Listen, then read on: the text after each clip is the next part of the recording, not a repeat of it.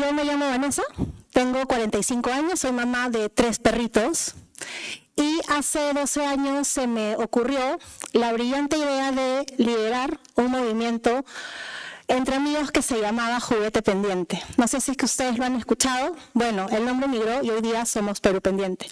¿Y qué pasó hace 12 años? Yo era una persona que vivía del capitalismo. Me encantaba trabajar en agencias de publicidad, en empresas, trabajaba en marketing. Sin embargo, varios sucesos en mi vida hicieron que cambie mi perspectiva acerca de lo que para mí era el propósito. A los 33 vivía dando vueltas por algunas galerías, porque yo estudiaba arte. Vivía de repente organizando fiestas porque también trabajaba para una cerveza. Y mi vida era bastante tranquila hasta que tuve 3 detonantes en el 2013. El primero, me divorcié. El segundo es que fui víctima de abuso sexual. Y el tercero es que el divorcio y el haber sido abusada me llevaron a tener una depresión que terminó en una septicemia. Cuando tú te encuentras en esta vulnerabilidad tal y te das cuenta que efectivamente hay buenos médicos legistas, hay buenos policías, hay buenos voluntarios y buenos doctores, empiezas a ver las cosas distintas y dices, ¿por qué no? Declararle un amor profundo a mi país y a las personas que de alguna manera somos los buenos, los que andamos con alguna capa invisible que nos motiva a levantarnos todos los días para seguir haciendo cosas y pensar en el futuro, un futuro esperanzador, lleno de optimismo, en donde ninguna muerte o ningún daño va a hacer que personas que trabajamos desde el sector social nos quedemos con los brazos cruzados o decidamos parar. Así que vamos a crear un poco de drama y les voy a dar cifras bastante desalentadoras, pero que de alguna manera van a pintar un poco el panorama. ¿Hay alguien extranjero acá? Bueno, bienvenidos. Entonces, desde el 2017 al 2025, es decir, al día de hoy, la chamba de Juguete Pendiente, Perú Pendiente cambió. Del 2013 al 2017 vivíamos regalando cosas, haciendo voluntariado y siendo muy felices los fines de semana. Cuando en el 2017 ocurre la primera desgracia, bendición para nosotros. Ocurre el fenómeno del niño costero. No sé si ustedes se acordarán de esta vaca que salió por la playa, de gente que perdía sus casas. Bueno, alguien en Lima dijo, yo creo que el Juguete Pendiente recibe donaciones. Y éramos 5 personas tratando de atender una emergencia nacional sin ningún conocimiento de logística. Es decir, todo era simple y llanamente percepción. ¿Dónde hacer las cosas bien? ¿Con quién aliarnos? ¿Y qué cosas necesitan las personas? Gracias a Dios, muchos de los que trabajamos en la ONG somos publicistas o comunicadores. Por ende, tenemos background de cómo hacer campañas publicitarias, background de cómo hacer campañas de BTL que antes se utilizaban, ahora ya no tanto, y nos volvimos en una BTL para ese fenómeno del niño. Y luego el tiempo empezó a avanzar y nos quedamos siendo un referente incipiente de lo que era la ayuda humanitaria.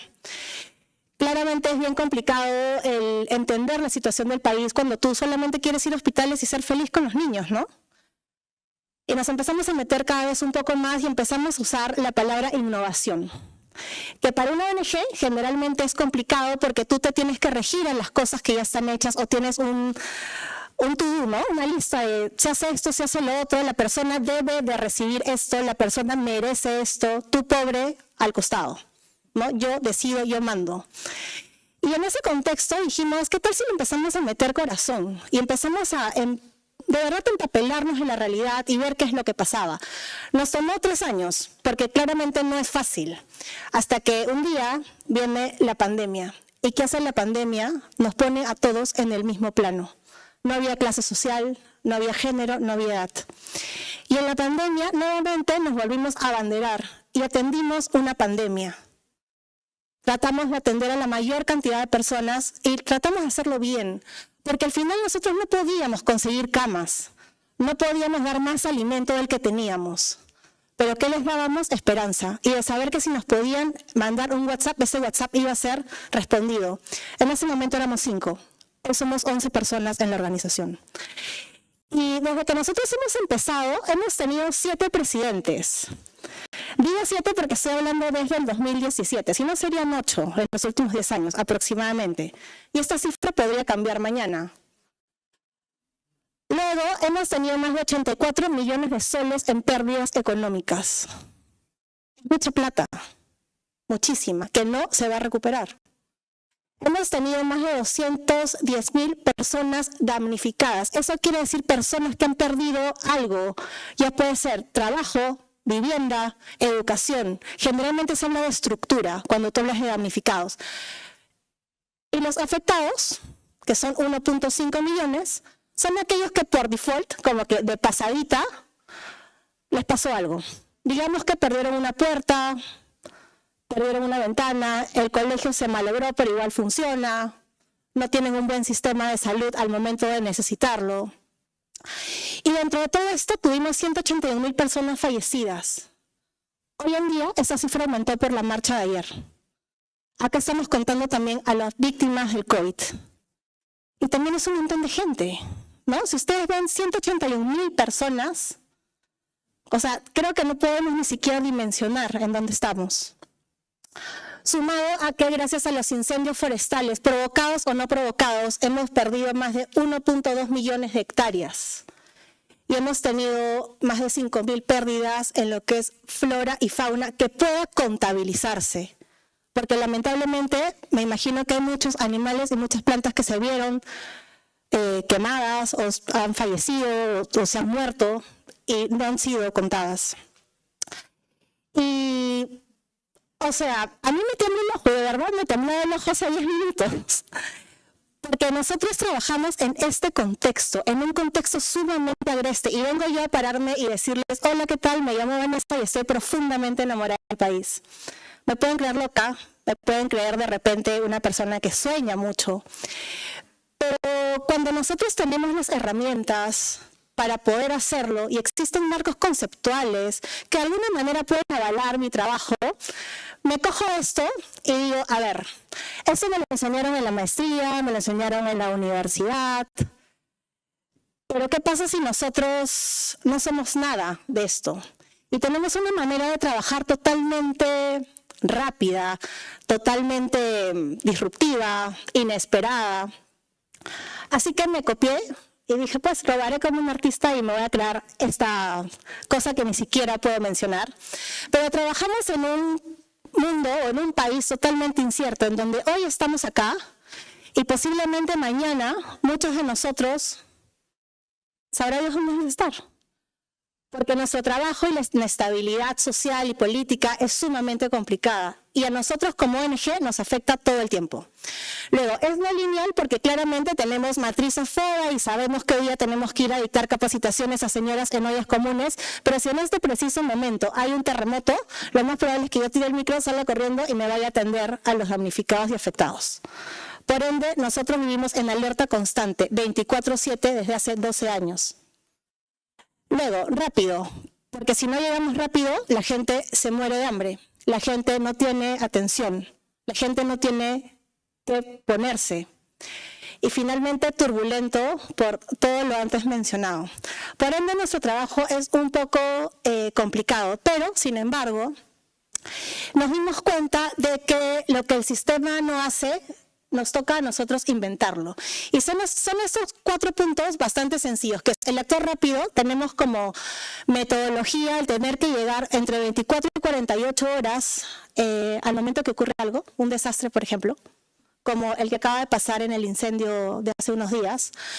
Improvisamos con la cabeza, porque ya tenemos este músculo desarrollado de decir, ya vamos a ir, y al momento de llegar y encontrarnos el caos, podemos improvisar sabiendo de las experiencias previas que tenemos.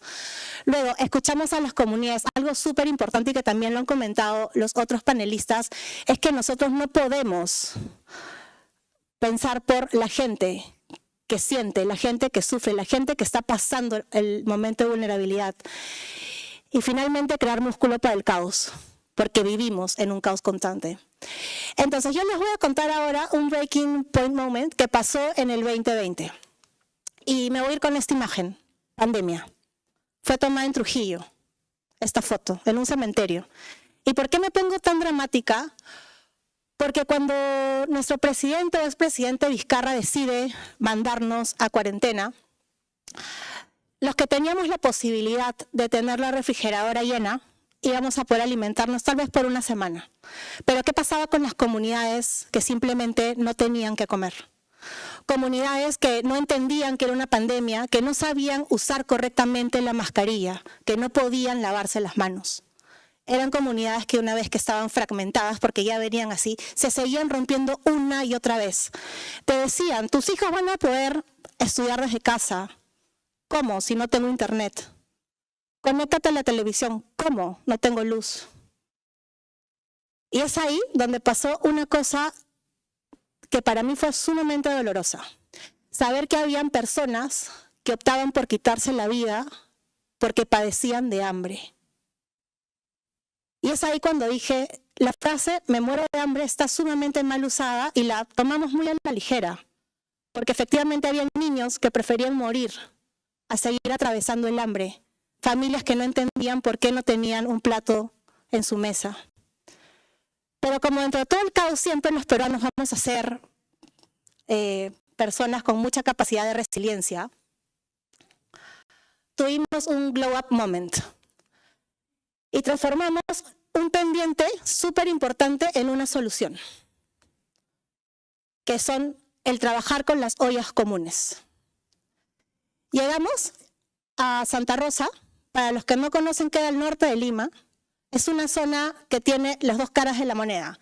Gente que veranea ahí, donde hay yates, y los cerros, donde hay gente que tiene que veranear perpetuamente ahí porque no tienen dónde estar y viven en la absoluta pobreza. Y llegamos y empezamos a ver que había ollas comunes cada cuadra. ¿Y las ollas comunes qué son? Son señoras que se organizan y dicen, yo voy a poner el fideo, tú vas a poner el tuco, tú vas a poner el agua y vamos a prender el fuego. Con lo que encontremos, vamos a quemar esto y va a funcionar. Y la gente se va a empezar a alimentar de manera gratuita. Pero ¿qué pasó? Estas ollas comunes llegaron para quedarse. Llegaron para ser un puente de conexión y de contención entre las comunidades. Y nosotros desarrollamos un programa bastante interesante con estas ollas, en donde no solamente las ayudábamos brindándoles alimento, sino les empezamos a transferir capacidades a las lideresas, mujeres, madres, viudas, solteras, sea cual sea el estatus social, que decidieron comerse el pleito y prender esta olla todos los días hasta el día de hoy, 5 años después. Y ellas pasaron de esto a esto, a tener ollas comunes que son 100% gestionadas, 100% sostenibles y que hoy en día ya no tienen que depender tanto de las empresas, de la ONG, de la academia o de la iglesia, donde ellas pueden tener una utilidad de venta, porque han generado negocios dentro de esas ollas, de más o menos 1.500 soles mensuales, y es un montón. Para personas que viven en la pobreza y en el abandono, tener 1.500 soles ahorrados de caja, para ver qué pasa, para poder darle de repente leche a los niños en el desayuno, es un montón. Y eso se logró, no porque nosotros hayamos descubierto la pólvora. Fue porque dijimos, si nosotros nos ponemos desde el lado de estas ollas, si tú hoy día estás acá dando una conferencia y mañana estás siendo beneficiada de esa olla porque puede pasar, ¿qué te gustaría que hagan por ti? Y es ahí donde empezamos a sentarnos con las señoras y empezamos a co-diseñar con ellas qué es lo que esperaban, qué es lo que querían y cuál era el resultado que ellas querían tener. Eran mujeres que habían sido violentadas, querían tener una voz, querían empoderarse y querían seguir gestionando y alimentando comunidades. Y esto nos llevó a desarrollar esta metodología que para mí es una especie de legado, en donde empezamos a realizar diagnósticos reales y no asumir cosas. Empezamos a sentarnos y hacer líneas de entrada, líneas medias, líneas de salida, y entender cuál era el contexto de las comunidades, cuáles eran los dolores. Una vez que teníamos ese diagnóstico, co-creábamos con ellas. y co-creábamos en sus ollas y de ahí las sacábamos y las llevábamos a las oficinas de Perú Pendiente. Porque claramente también ahí tienes un shock de realidad, ¿no? Las sacas y cuando salen empiezan a hablar mucho más. Es algo muy ilógico, pero cuando tú las sacas de su contexto se sienten mucho más libres de poder hablar. Y empezaron a hablar y contarnos sus sueños. Y esos sueños se fueron implementando poco a poco, hasta llegar a la medición. Nosotros, a lo largo de estos años, hemos ayudado a más de 5 millones de personas. Bajo estos 4 frentes, que antes eran súper confusos, pero a partir de este año los dividimos en estos y nos dimos cuenta que nosotros, claro, entramos por la ayuda humanitaria. ¿Y qué nos permite la ayuda humanitaria? Conocer exactamente a las comunidades del Perú profundo, como dicen, y también a las comunidades que están acá, a 15 minutos o al frente. Luego, desarrollar voluntariado corporativo para que las empresas se vean involucradas en poder sacar al país adelante. Cuando las empresas genuinamente toman una causa y trabajan por esa causa, se ven resultados como el de las ollas comunes. Luego, decidimos dar acceso a servicios básicos. Claramente yo no puedo poner un poste de luz, ni tampoco puedo poner cañerías, pero podemos encontrar soluciones tan simples como paneles solares o filtros de agua que mejoren la vida y la salud de estas personas. Y finalmente, el fortalecimiento y desarrollo comunitario, donde agarramos a las comunidades y les damos transferencia de capacidad. ¿Por qué? Porque la mejor inversión que nosotros podemos dar es la educación. No va a haber presidente, alcalde, invasión alienígena. No va a haber terremoto huaico que agarre y te quite lo aprendido. Eso se va contigo. Y el hecho de poder enseñarles a estas señoras, y ya no solamente a mujeres, sino vamos a empezar a hablar de comunidades enteras, hace que nosotros estemos trabajando para que los nietos de las que hoy están entre sus 30 y 50 años puedan tener un país un poco más decente del que nosotros tenemos hoy en día. Y mientras lo posible se piensa, porque en este momento, dada la crisis en la que nos encontramos, no solamente en Perú, sino a nivel latinoamericano, lo urgente ya empezó, y empezó hace mucho tiempo.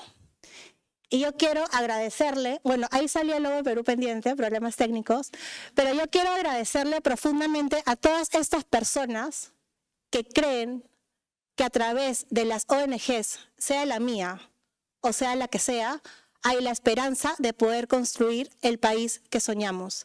Y los invito a que se sumen a causas sociales.